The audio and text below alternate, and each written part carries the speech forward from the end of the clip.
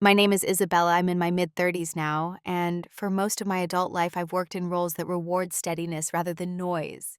Project coordination, compliance, the quiet architecture that keeps other people's decisions from collapsing. I live alone. I keep my routine simple, and I've learned to value clarity over applause. People usually read me as calm. Sometimes they read me as harmless. If I'm being honest, I've been underestimated more often than I've been misunderstood. I don't raise my voice. I don't compete for attention. I listen, I observe, and I remember. In rooms where hierarchy matters, I'm often treated as background, useful, reliable, interchangeable. That perception shaped the longest chapter of my life. This story isn't about revenge. It's not about winning an argument or exposing villains. It's about consequences, quiet ones. It's about what happens when you realize that proximity to certain people costs more than distance ever could. For a long time, I believed a simple idea. I thought cutting ties would bring peace. I imagined relief, space, maybe even gratitude for myself, finally choosing boundaries. What I didn't expect was the aftermath, because distance doesn't just remove noise, it reveals what was dependent on your presence. And when you step away, some things don't heal, they end. It only brought funerals, not literal ones, but the deaths of roles, illusions, and futures people assumed would always be available to them. Over the next hour, I'll walk you through how I was positioned, how small dismissals accumulated, and how silence, my silence, became a decision instead of a habit. You'll hear about preparation that looked like patience and choices that looked like withdrawal. There are no explosive scenes here, no shouting, no public humiliation, just a sequence of moments where cause finally met effect. I'm telling this the way it happened to me, slowly, with reflection, and without asking you to take sides. If you're looking for drama, you might be disappointed. If you're looking for honesty about what it costs to remain useful to people who don't see you as human, you might recognize parts of yourself here. I won't name the people involved, because this isn't about them anymore. It's about the internal shift that happens when you stop negotiating your worth. By the end, I hope you won't feel anger on my behalf. I hope you'll feel clarity, maybe even permission. Before we go further, let me ask you something gently. Have you ever wondered who would fall apart if you simply stopped holding everything together? For a long time, I didn't think of myself as invisible. I thought of myself as dependable, the kind of person people leaned on without needing to acknowledge the weight they placed there. If something worked smoothly, it was assumed it always would. If something broke, I was quietly expected to notice first. To them, I was the one who had it handled. At work, I was introduced as solid, detail-oriented, the one who keeps us compliant. Never visionary, never strategic, just reliable. In meetings, my role was rarely to speak first or even second. It was to listen, to correct documents after decisions were already made, to make sure someone else's confidence didn't become a liability. When I did speak, it was often to soften consequences they hadn't considered. And when those consequences never arrived, the credit didn't either. In my personal life, the dynamic was similar. Friends came to me when they needed perspective, patience, or someone who wouldn't escalate their emotions. I was the calm port, the late-night listener, the one trusted with secrets that were never returned with the same care. I was invited not because I was exciting, but because I was safe. No one ever said it outright, but I felt it in patterns. I was the person you could disappoint without fear, the person who wouldn't make it a thing.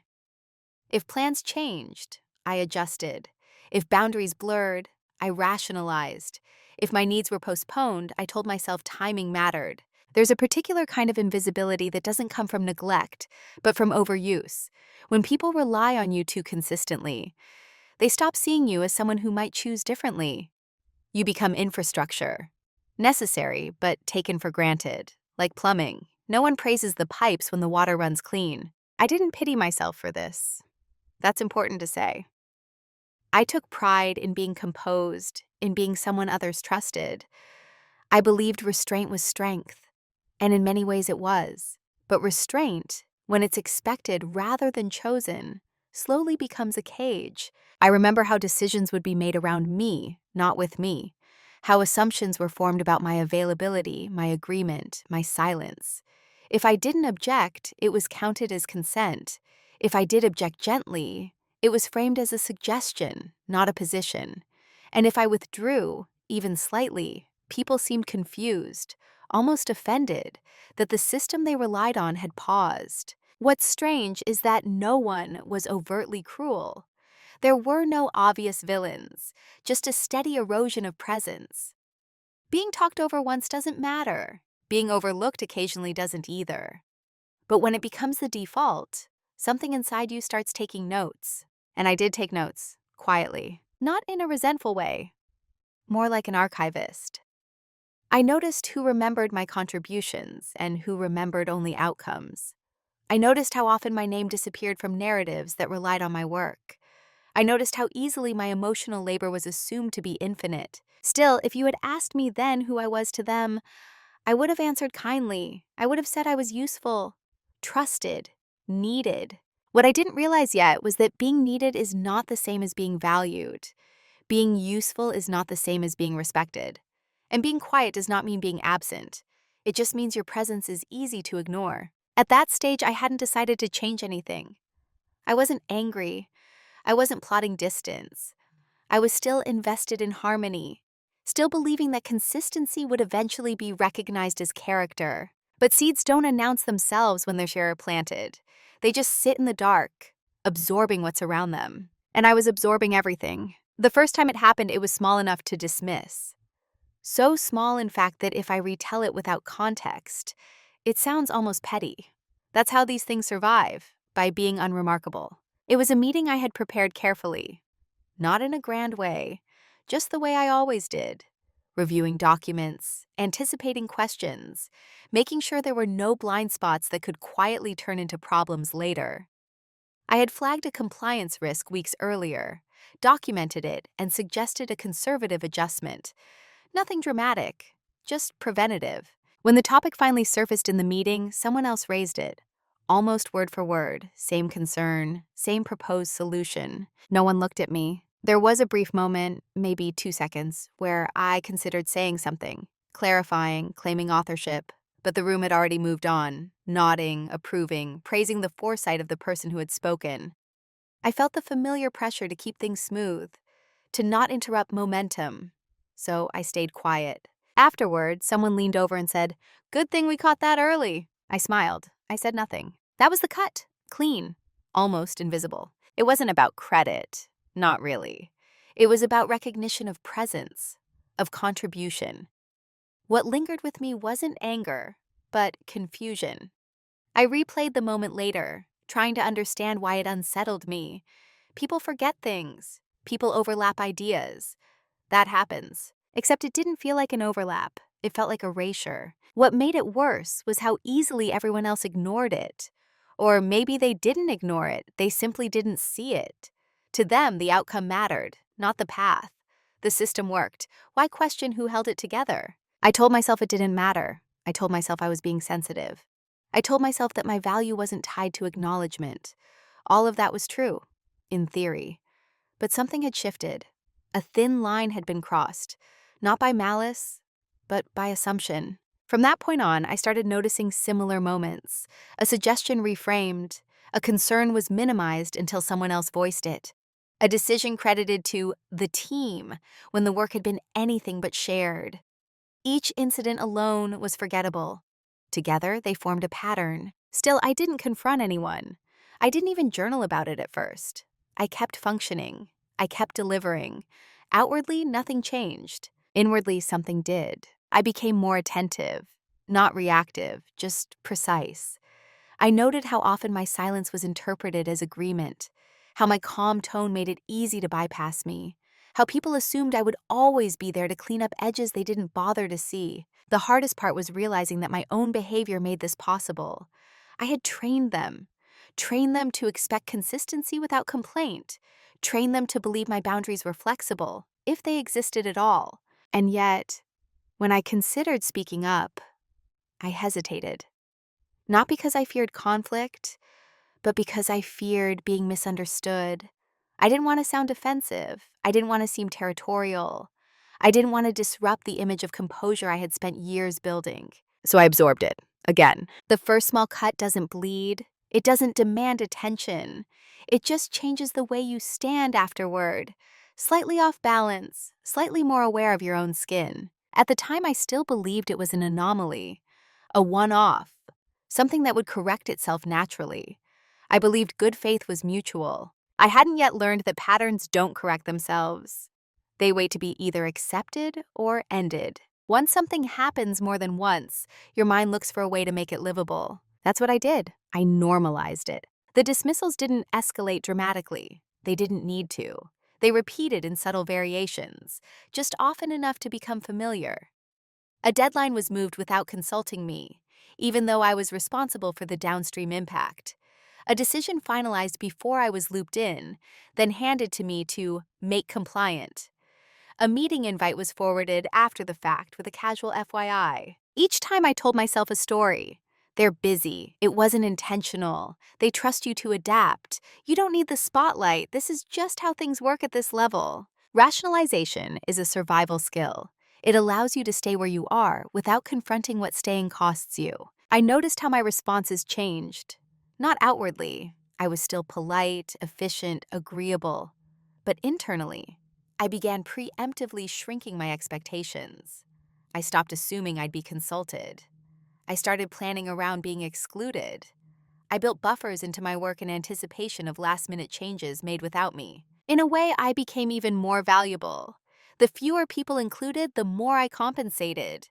The more I compensated, the less they saw a need to change. It was a perfect loop.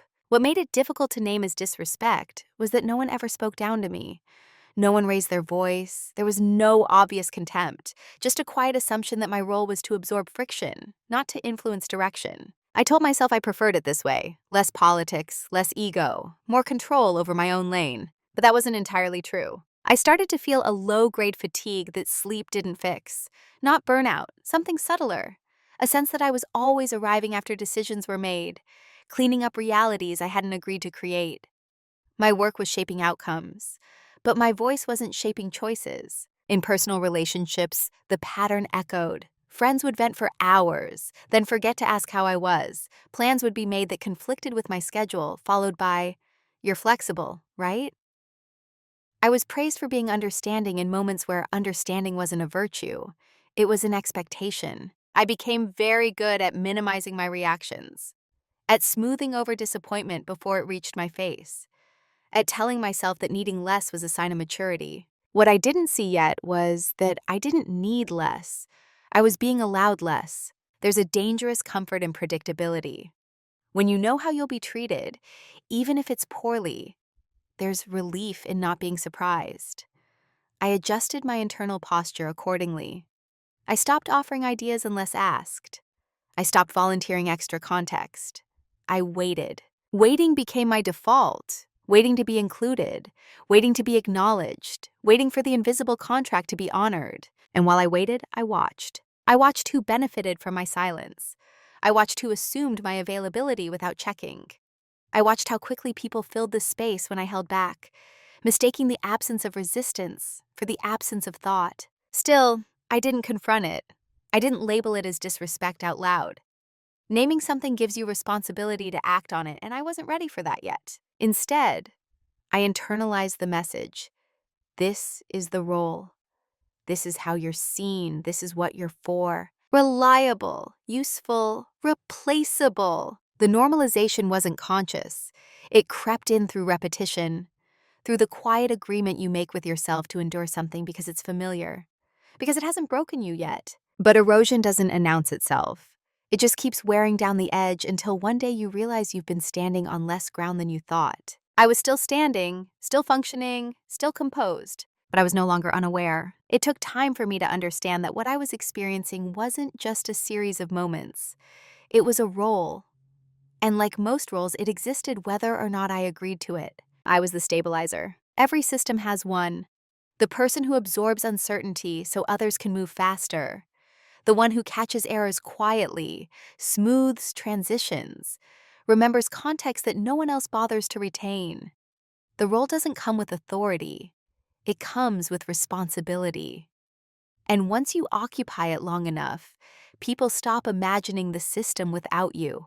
What they don't do is imagine you differently. I started to see how people spoke to me versus how they spoke around me. The language was telling.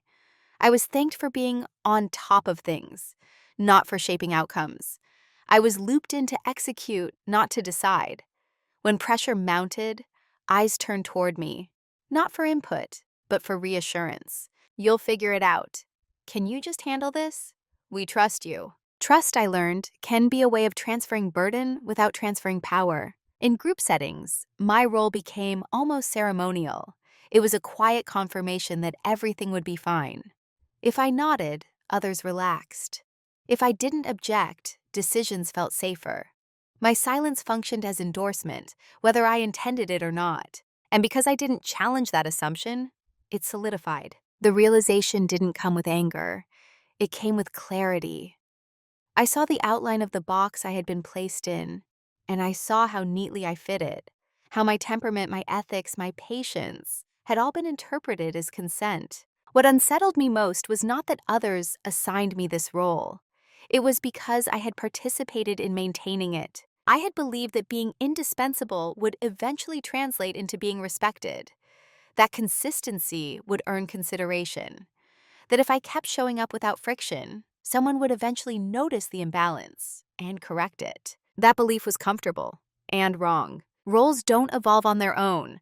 They're reinforced by behavior. Mine was reinforced every time I absorbed an inconvenience without naming it. Every time I said yes when the answer should have been a pause. Every time I chose harmony over honesty. Once I saw the role clearly, I started noticing how rigid it was. When I deviated even slightly, asked a clarifying question, delayed a response, declined a request, the reaction was immediate. Confusion, mild irritation, as if a background system had suddenly glitched. You okay? You're usually faster. This isn't like you. It wasn't a concern, it was a disruption. That's when I understood they weren't responding to me. They were responding to the interruption of a function they depended on. In that moment, something important shifted. Not externally, internally. I stopped asking whether I was being unfair. I stopped wondering if I was imagining things. The pattern was too consistent. The expectations are too ingrained. I wasn't being mistreated in a dramatic way. I was being contained. And containment doesn't feel violent. It feels reasonable, logical, efficient. It's framed as trust, as reliance, as appreciation. But it limits movement. It defines your value by what you prevent, not by what you create. I didn't rebel against the role. I didn't announce that I was stepping out of it. I did something quieter. I acknowledged it. I named it to myself, fully, without defensiveness, without blame. And once something is named, it can no longer pretend to be accidental. I was still playing the role on the surface, still competent, still composed, still reliable. But I was no longer inside it. I was watching it from a distance now, measuring it, understanding its mechanics. And that distance would change everything. There wasn't an argument. There wasn't a betrayal. No one raised their voice or crossed a line that would look obvious in hindsight. That's why it took me a moment to understand that something fundamental had changed. It happened on an ordinary afternoon. I was sitting at my desk, reviewing a document I had already flagged twice for the same issue. The risk was small, but cumulative. The kind that doesn't explode immediately, but quietly compounds until it becomes expensive to ignore. I had written a careful note outlining the concern. Neutral language, clear citations, no emotion. The response came back a few minutes later. Noted, let's proceed as planned. That was it. In the past, I would have followed up. I would have rephrased, added context, and scheduled a quick call to make sure they truly understood the implications. I would have tried to protect the outcome, even if it meant carrying responsibility that wasn't mine. This time I didn't. I stared at the screen longer than necessary. Not out of indecision, but awareness. I felt something loosen. Not snap, just release. A quiet internal permission. I realized I had been trying to save people from their own assumptions, from the choices they made, without fully understanding the consequences. And I realized something else, more uncomfortable. They had never asked me to do that.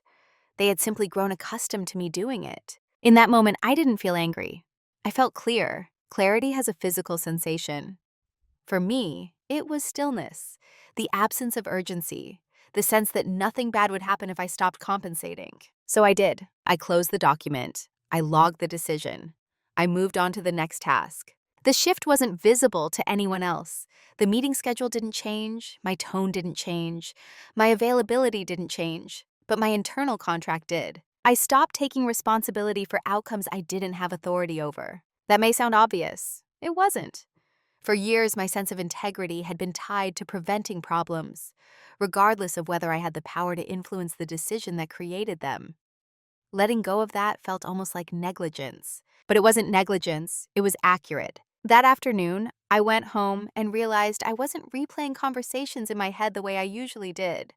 I wasn't drafting hypothetical follow-ups. I wasn't carrying the weight of decisions that weren't mine to own. Instead, I felt calm, not relieved, grounded. Over the next few days, I noticed myself pausing more. When someone asked for help that was actually a delegation without authority, I asked clarifying questions instead of immediately stepping in.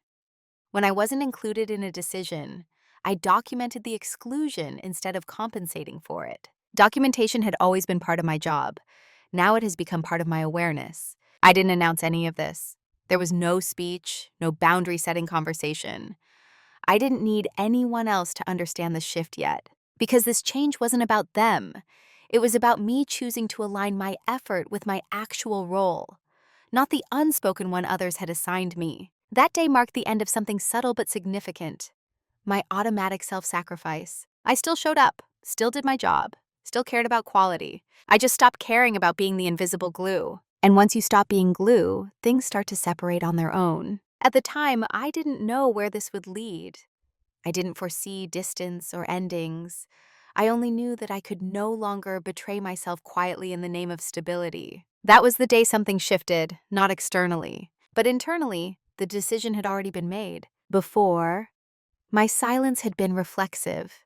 It came from politeness, from caution, from a desire to keep things smooth. I didn't always choose it. I defaulted to it. After that day, silence became deliberate. I started to notice the difference immediately. When you choose silence, instead of being trapped in it, the texture changes. It's no longer an absence. It's a presence held back. I listened more carefully. Not because I was disengaged, but because I was evaluating. When decisions were made without me, I didn't rush to insert myself. I noted who spoke, who decided, and who assumed I would carry the aftermath. People mistook this shift for the same old behavior. That was the advantage. They saw my quiet and assumed compliance. They saw my calm and assumed nothing had changed. In reality, everything had. I began responding only within the boundaries of my formal role. If something fell outside it, I asked for clarity instead of absorbing it. If a risk had been flagged and dismissed, I let the dismissal stand. Documented, time-stamped, unrescued. This wasn't punishment, it was accurate. Silence, when chosen, is not weakness. It's restraint paired with awareness. And awareness unsettles systems that rely on your unconscious participation. At first, no one noticed. That's the thing about invisible labor. Its absence isn't immediately obvious. It takes time for the effects to surface. But I noticed how often people paused, waiting for me to fill gaps I no longer rushed to fill. I noticed slight delays in processes that had once run seamlessly. I noticed how often someone would say, "Didn't Isabella usually handle this?" Yes, I used to. Now I was letting the system experience itself without my cushioning. I didn't enjoy this. There was no satisfaction in watching inefficiency emerge. In fact, it was uncomfortable. I had to resist the urge to step in, to correct, to stabilize. That urge was deeply ingrained. It came from years of being rewarded for fixing things quietly. But every time I resisted, I learned something. I learned how much of the system's strength had been outsourced to my discretion, how much confidence was borrowed from my presence, how fragile some decisions were without my silent corrections. People began to interpret my quiet differently. Some assumed I was distracted. Others assumed I was overwhelmed. A few interpreted it as disengagement. No one asked me directly. That told me everything. If my silence had truly been valued as thoughtfulness, they would have checked in. Instead, they filled in their own narratives. That's what people do when they're more attached to your function than to you. I stayed polite, consistent, professional. There was no coldness in my tone, no withdrawal in my demeanor. The change was structural, not emotional. I was no longer volunteering myself as a buffer. What surprised me most was how much energy I regained. Not in dramatic bursts, but in steadiness. I went home with mental space. I slept without mentally rehearsing contingency plans.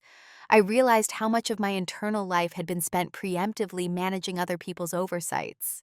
That space didn't make me restless. It made me attentive. I started paying closer attention to records, patterns, and timelines, to what was said and what was done, to those who benefited from ambiguity and who bore the cost of it. My silence gave me room to see. And what I saw was this. Systems don't collapse when one person stops overfunctioning. They reveal their true dependencies. At this stage, no one felt threatened. There was no pushback, no confrontation, just a quiet recalibration happening beneath the surface. They still thought I was the same. I wasn't. Silence had become a choice. And every choice, even the quiet ones, moved something forward.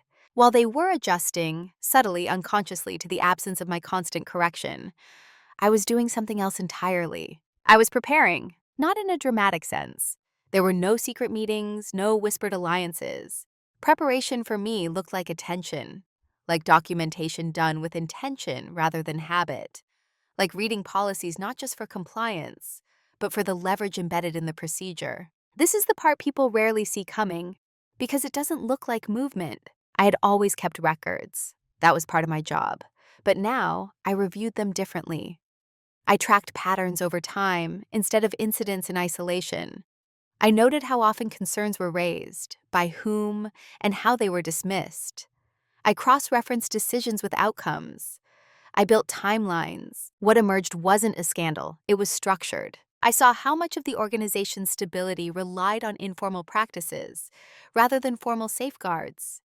How many processes functioned because someone, often me, filled gaps that were never officially assigned. How risk was managed not through policy, but through expectation. Expectation is fragile, policy is not. I started mapping the difference. I learned where authority truly sat, not where it was assumed to be. I paid attention to which approvals were legally required versus culturally expected. I noticed which decisions could be reversed and which couldn't, which names appeared on documents and which names didn't, but should have. I didn't rush this. Rushing would have been a tell. Instead, I let time work for me. Months passed. I remained consistent, quiet, unremarkable. That's the thing about being underestimated. It gives you cover. People assumed I was disengaging when, in reality, I was becoming precise. They assumed my silence meant acceptance. It meant assessment. Outside of work, a similar process unfolded. I noticed how certain relationships functioned only because I initiated contact. How often silence on my end was met not with concern, but with absence. I stopped filling those gaps too. The results were immediate and also slow. Some connections faded without friction. Others reached out only when something was needed. Very few asked how I was. That data mattered. Preparation isn't always about action. Sometimes it's about confirmation, about seeing reality without the distortion of your own effort propping it up. What they never noticed was that I wasn't withdrawing. I was reallocating. I invested my energy in understanding systems rather than smoothing them, in clarity rather than harmony, in my own long-term positioning instead of short-term peacekeeping. I began consulting external resources quietly, not because something was wrong, but because I wanted to know my options. I learned what protections existed, what responsibilities could not legally be assumed without consent, where silence could be interpreted as agreement, and where it could not. Knowledge has a calming effect. It removes urgency. It replaces anxiety with timing. The more I understood, the less I felt the need to explain myself. Explanations are often a way of asking permission.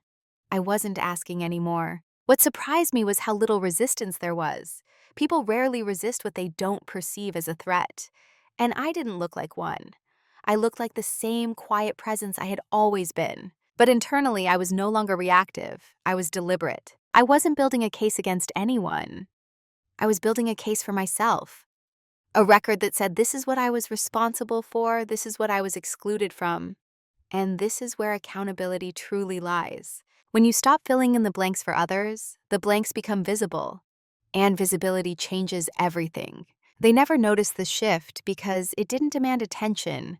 It didn't interrupt routines. It didn't challenge egos. It simply documented reality as it was. And once reality is documented, it doesn't need interpretation. It speaks for itself at the right time. I didn't know yet when that time would come. I just knew I would be ready when it did. The moment of clarity didn't arrive with excitement. There was no rush of adrenaline, no sense of triumph. When it finally came, it felt almost quiet, like a room you've been standing in for a long time, suddenly lit well enough for you to see its shape. I was reviewing a set of documents late one evening. Nothing urgent, just a cross-check I had learned to do out of habit. As I traced approvals and responsibilities across timelines, something aligned. Not dramatically, precisely. I realized that much of what people assumed was shared accountability wasn't shared at all. Certain decisions that carried risk were made informally, while the consequences were absorbed formally.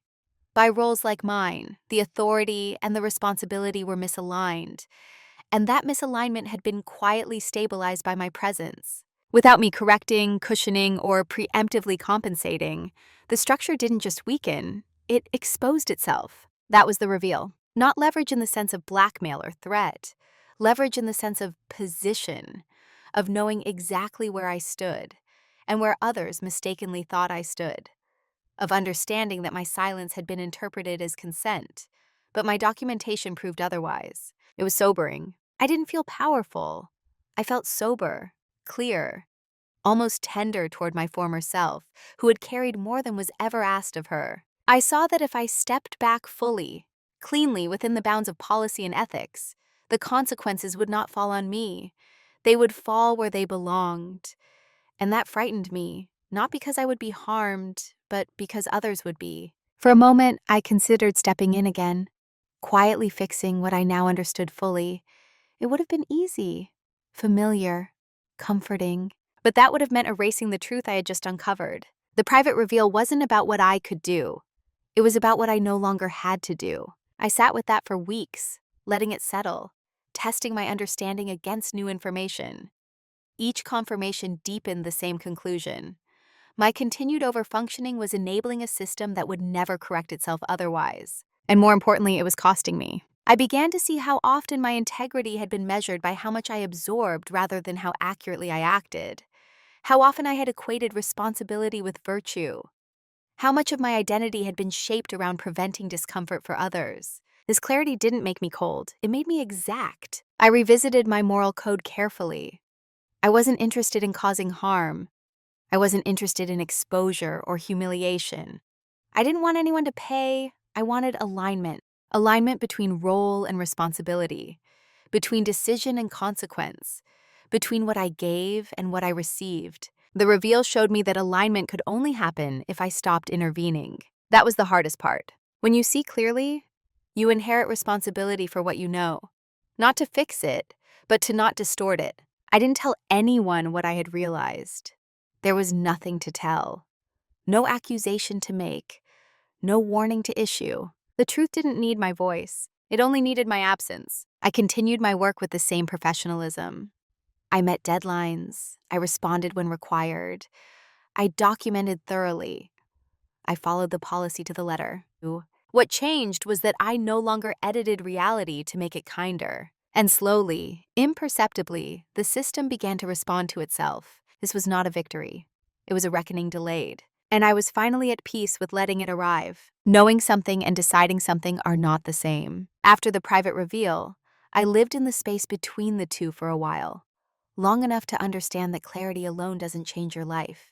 Action does, and action, once taken, can't be undone. I saw my options clearly. I could continue as I was, quietly informed, internally detached, letting the system strain, but not break. That path promised stability. It would cost me nothing immediately. I could remain valuable without being visible, safe without being seen. I could speak up, call meetings, present my findings carefully, diplomatically, Frame everything as a concern. That path would preserve relationships, at least on the surface. It would also invite negotiation, subtle pressure to soften language, to share responsibility again, to step back into the stabilizer role. Or I could step away fully, cleanly, in a way that aligned my responsibility with my authority by removing myself from the misalignment entirely. Each option had consequences. Staying meant continuing to live a divided life, externally composed, internally restrained. Speaking up meant explaining myself to people who had never truly listened. Stepping away meant accepting outcomes I could foresee, but would no longer prevent. None of these choices was dramatic, but one of them was irreversible. The decision point didn't arrive with urgency. It arrived with fatigue, a deep, settled understanding that I could not unknow what I now knew, that any choice which required me to shrink my clarity would eventually hollow me out. I thought about my future in practical terms, not ambition, but sustainability. I asked myself whether I could continue offering my energy under these conditions for another year, 5 years, 10. The answer was no. That answer surprised me with its certainty. I also thought about fairness, not to others, but to myself. I had given time, care, and competence freely. I had done so believing it mattered. Now I understand that the system valued the output, not the source. I wasn't angry about that. I was done pretending it would change. The decision I made wasn't announced. It didn't need to be. I began preparing my exit the same way I prepared everything else, quietly, thoroughly within bounds. I reviewed my responsibilities and ensured everything was documented clearly. I removed informal dependencies. I redirected questions to the appropriate owners. I stopped being the bridge between silos. Each step was small, reasonable, unremarkable. But together, they formed a boundary no one could cross without noticing. The most difficult part wasn't logistics. It was emotional, letting go of the identity I had built around being reliable, accepting that some people would feel abandoned, even though they had never truly seen me. I had to sit with this discomfort of being misunderstood without correcting the narrative. That discomfort passed. What replaced it was resolved. I wasn't leaving to punish anyone. I wasn't leaving to make a point. I was leaving because alignment mattered more than approval. The irreversible choice wasn't cutting ties in anger. It was choosing myself without explanation. Once that choice was made internally, everything else followed naturally. The timing became obvious. The steps clarified themselves. The fear receded. I didn't feel brave. I felt accurate. Some decisions don't announce themselves with courage. They settle in quietly and refuse to move. That's how I knew. Once the decision was made, everything slowed down, in a good way. There was no rush anymore. No inner debate. No oscillation between guilt and resolve. I moved the way I always had. Methodically. Quietly. With attention to detail. The difference was that this time every step was for myself. I didn't announce anything. Announcements invite negotiation. They give people time to reshape the outcome in their favor. Silence, on the other hand, allows reality to take its natural course. I began by tightening boundaries that had always been loose. I stopped answering questions that weren't formally assigned to me. When asked for opinions outside my scope, I redirected politely. When someone tried to loop me in late, I asked for context instead of absorbing responsibility. Nothing I did was confrontational. Everything I did was defensible. I aligned my actions strictly with the written policy, with job descriptions, with documented authority. Where ambiguity had once been filled by my initiative, it now remained visible. I didn't create gaps. I stopped concealing them. On paper, my performance remained excellent. On the surface, nothing seemed wrong. But underneath, the system was beginning to feel the difference between assumed support and actual structure. Processes took longer. Decisions required more clarification. Small issues surfaced that used to disappear before anyone noticed them. People started asking questions that had answers, but not from me anymore. Still, no one panicked, not yet. That's the nature of delayed consequences. At first, they feel like a mild inconvenience, like friction, like an off week. People assume things will self-correct. They didn't. I also took practical steps outside of work. I reduced my social availability. Not dramatically, just honestly. I stopped initiating conversations that only moved in one direction. I let invitations lapse if they required me to overextend. What surprised me was how little resistance there was. Some relationships faded without comment. Others surfaced only when something was needed. A few people reached out, sensing distance, but not understanding its cause. I didn't explain. Explanations I had learned were often a way of re-entering old roles, of reassuring others that they still had access. I was no longer offering access by default. Financially, I prepared. I reviewed my accounts, adjusted my buffers, made sure I had options. Not because I expected disaster, but because independence requires margin. Strategically, I made sure that nothing I left behind could be framed as negligence. Every handoff was clean. Every decision is traceable. Every responsibility is clearly owned. This wasn't about disappearing. It was about leaving no confusion behind me. What no one noticed was how much effort it took not to step in, to watch inefficiencies emerge and let them exist, to feel the instinct to rescue rise and let it pass. That instinct had been my identity for a long time. Letting it go felt like learning a new language. Awkward at first, then natural. As weeks passed, subtle shifts began to register. People double-checked assumptions. They hesitated before saying, "Can Isabella just—" The sentence often stopped there. Still, no one confronted me. Silence creates uncertainty, and uncertainty makes people cautious. They weren't sure what had changed, only that something had. And that uncertainty protected me. By the time the consequences became undeniable, the path was already set. The structures were in place. The distance is established. The choice was made long before anyone thought to question it. Moving in silence doesn't mean doing nothing. It means doing exactly enough and more. Consequences rarely arrive the way people imagine them.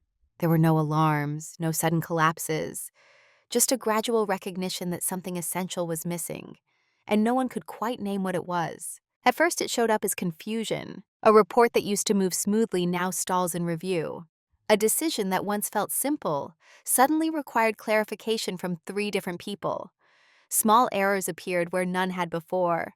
Not catastrophic ones, just enough to slow things down. I watched this without satisfaction, also without intervention. People began asking questions in a new tone, less casual, more cautious. Do we know who owns this now? Has this always been this complicated? Did we miss a step?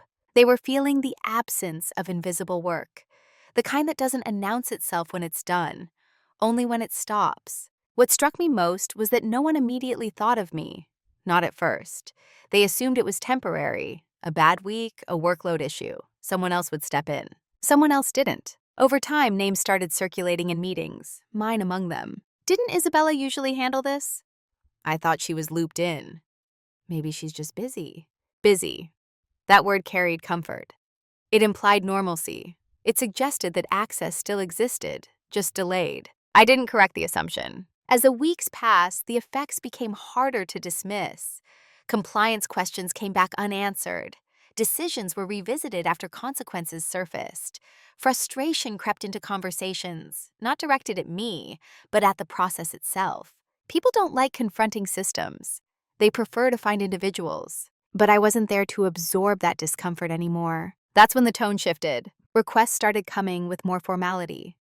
Emails included additional recipients. Questions were framed more carefully, as if trying to reverse engineer what had once happened seamlessly. I responded when it was appropriate, briefly, precisely, within scope. Nothing I said was untrue. Nothing I omitted was accidental. The loss people felt wasn't personal at first. It was functional. They missed the ease, the predictability, the sense that someone else was quietly making sure nothing fell through the cracks. What they were really missing was relief from responsibility. As that relief disappeared, pressure was redistributed, and pressure reveals fault lines. Some people became defensive. Others grew anxious. A few tried to recreate the old dynamic by offering praise or casual warmth, signals meant to invite me back into the role without addressing why it existed in the first place. I didn't respond to those either, not out of spite, out of clarity. What would it have meant to step back in now? To rescue a system that had only noticed my value once it was gone? To accept appreciation that arrived only when inconvenience appeared? I had my answer. By the time leadership started asking broader questions about process gaps, accountability, risk exposure, The narrative had already shifted. This wasn't about me leaving or changing. It was about the system being less resilient than it believed. And that mattered. Because systems don't grieve people, they grieve function. That's when I understood the deeper consequence of my silence. It forced reality to be experienced directly, without translation, without cushioning, without me standing in the middle. For some, that experience felt like a loss. For others, like failure. For a few, like betrayal. None of it was mine to carry. I hadn't taken anything away. I had simply stopped giving what was never acknowledged as a choice. The funerals didn't come with ceremonies. They came as closed doors, abandoned assumptions, futures quietly revised. And still I remained calm. Because consequences aren't something you deliver. They're something you allow. Panic doesn't always look like chaos. Sometimes it looks like politeness returned too late. By the time people realized something was truly wrong, the window for quiet correction had already closed. The system had adjusted, not by healing, but by hardening. Temporary workarounds had become permanent compromises. Responsibilities had been reassigned in haste. Decisions made earlier, without enough care, were now producing visible consequences. And now suddenly people wanted to talk. The messages changed tone. Where there had once been assumptions, there were now check-ins. Where there had been silence, there was curiosity framed as concern. Just wanted to get your thoughts. Can we reconnect on how this usually works? We might need your perspective here. Perspective, not responsibility, not authority, just insight, filtered, extracted, and ideally returned without changing the structure that caused the problem in the first place. I read those messages carefully, not to judge them, but to understand what they were asking for. They weren't asking how to fix the system. They were asking how to restore the convenience. That distinction mattered. I responded when it was appropriate, when policy required it, when my role allowed it. But I didn't step beyond that. I didn't offer strategic guidance that wasn't requested formally. I didn't volunteer institutional memory that had never been respected as such. Each response was accurate, bounded, final. And that's when the discomfort sharpened. People don't like realizing they've waited too long. They don't like recognizing that the access they assumed was permanent has conditions they never bothered to learn. Regret, when it arrives late, often disguises itself as urgency. Meetings were scheduled hastily. Process reviews were announced. Questions were asked that revealed how little had been understood before. I watched all of this from a position I had never occupied before.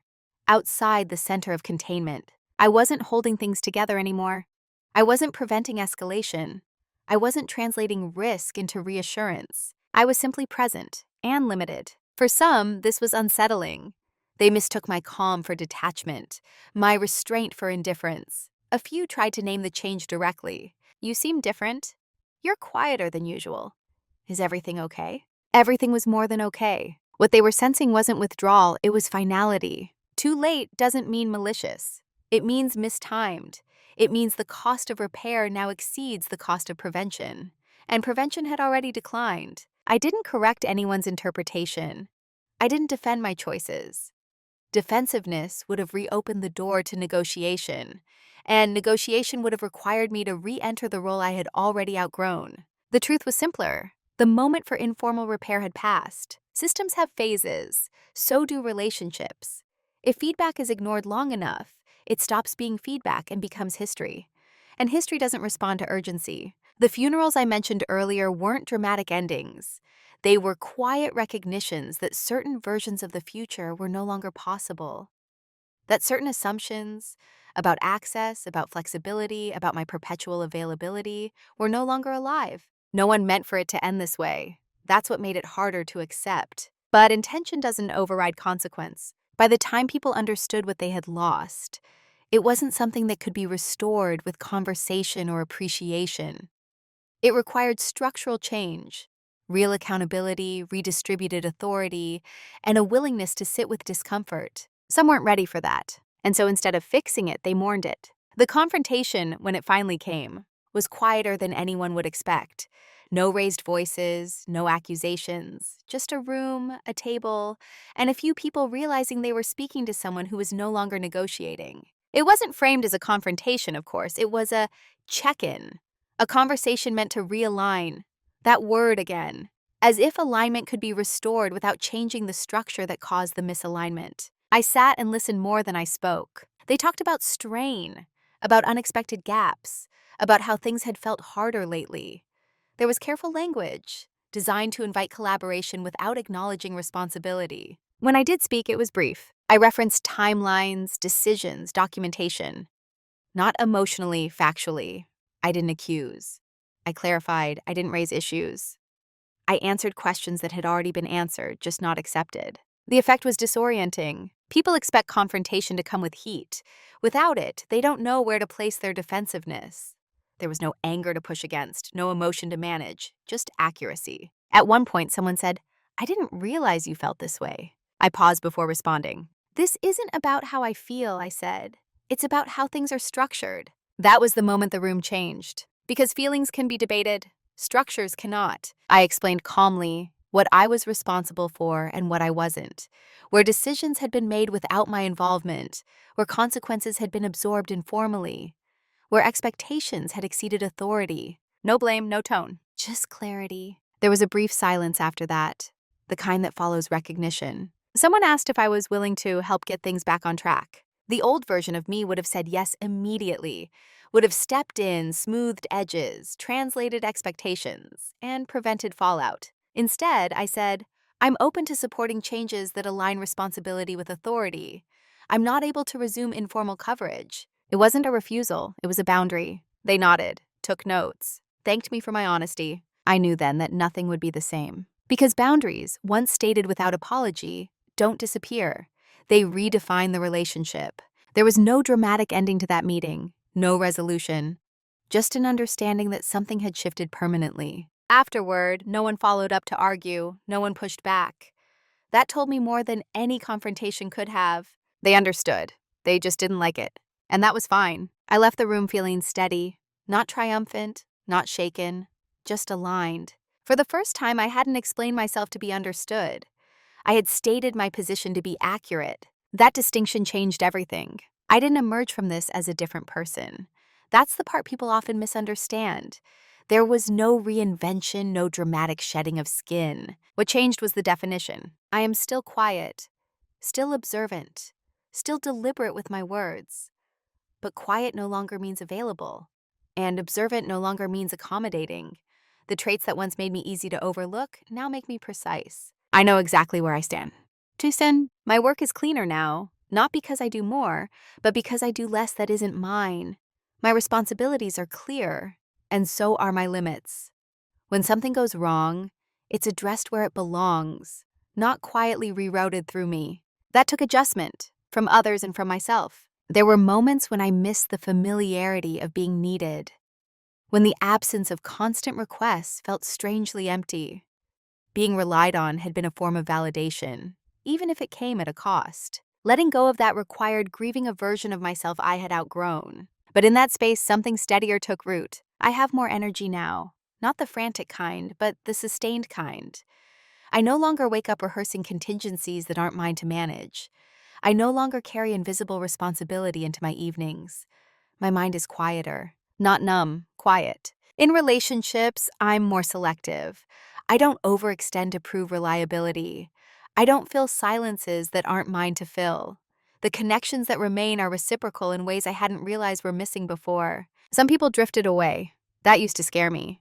Now, it feels like accuracy. I didn't lose anything essential. I lost roles that required me to disappear. What I gained was alignment. I don't explain myself as much anymore. Not because I'm closed, but because I'm clear. Clarity reduces the need for persuasion.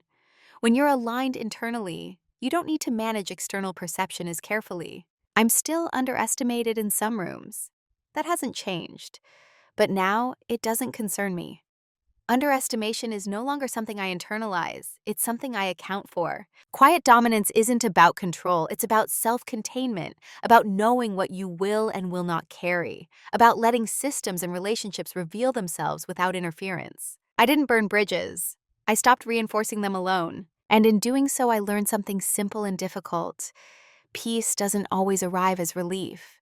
Sometimes it arrives as distance, as space, as the absence of expectation. I don't feel bitter. I don't feel victorious. I feel grounded. This is who I am now. Someone who still listens, still observes, still cares, but no longer at my own expense. For a long time, I believed that endurance was proof of character, that staying calm, staying quiet, staying useful, no matter the cost, meant I was doing something right.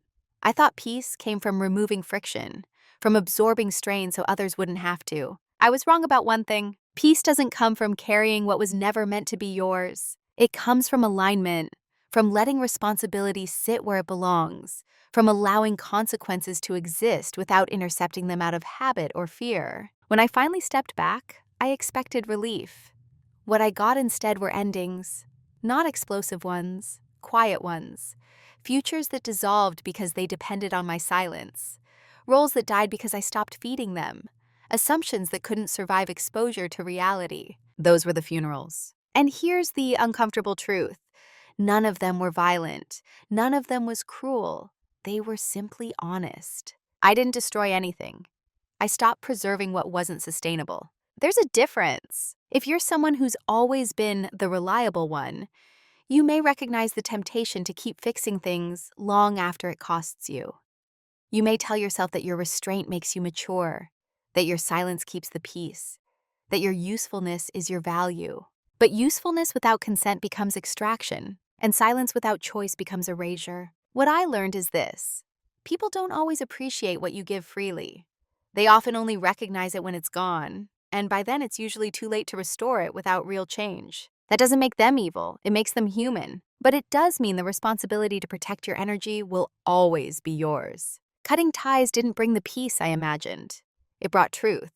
And truth is quieter, heavier, and far more final than comfort. Still, I don't regret it, because on the other side of those endings was something I hadn't felt in a long time. Not relief, but integrity. The feeling of standing in my own life without buffering it for others, of being present without being consumed. If this story resonates with you, I want to leave you with one question, not as advice, but as reflection. What in your life only survives because you keep holding it together? And what might happen if you stopped? If you're willing, I'd like to hear your thoughts in the comments.